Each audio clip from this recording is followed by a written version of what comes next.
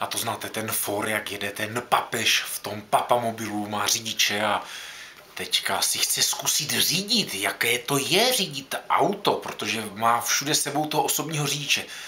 Říká prý Hans, prý, já bych si chtěl jednou zkusit sednout za volant a řídit. A prý, šéfe, to fakt nejde, to...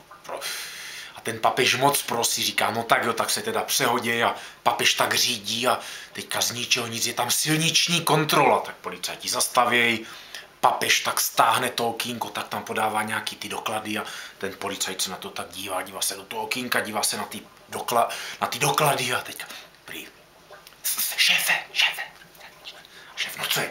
Je tam nějaký veliký zvíře. A šéf prý, větší než já, prý, no, ještě větší. Prý, no, jak velký zvíře, no, prý, hodně vysoký. Prý, no, kdo to je, prý, no, zvíře, tak zvíře. No, jak velký zvíře? No, asi hodně velký, no, když mu papež dělá řidiče.